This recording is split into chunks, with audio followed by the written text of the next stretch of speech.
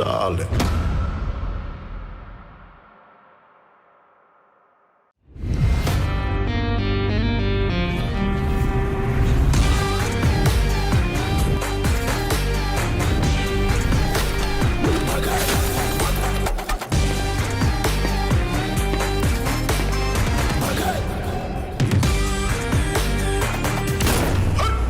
చాలే.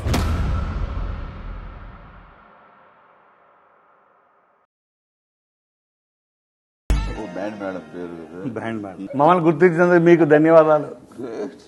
మమ్మల్ని పట్టించుకోవట్లే సమాజం.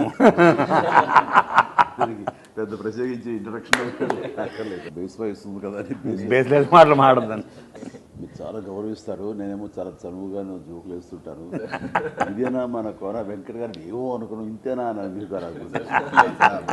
బట్ ట్రైలర్ బ్యాండ్ మేడం చూస్తున్నంతసేపు ఇది చాలా fun oriented film, very youth loving film లాగా నాకు అనిపిస్తుంది. బయట అక్కడక్కడ సోషల్ మీడియాలో వీళ్ళు చేసే డాన్స్లు ఇవన్నీ కూడా కనబడుతున్నాయి, ఎవరికి తెలియదు అంటున్నారు. చూస్తూనే ఉంటాను.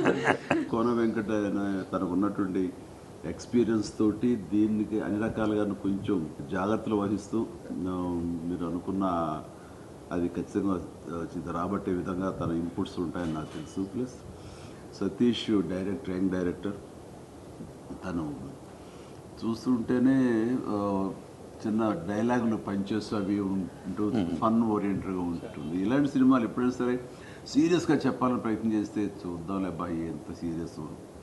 బాగుంది, ట్రైలర్ బాగుంది. అండ్ 26 మార్చ్ వీళ్ళందరికీ నేను ఆల్ ది వెరీ బెస్ట్ చెప్తాను. ఈ సినిమా ఖచ్చితంగా పెద్దగా మన ప్రమోషన్స్ ఏమీ చేయక్కర్లేదు, నాలాంటి పెద్దగా చెప్పనక్కర్లేదండి. Very happy.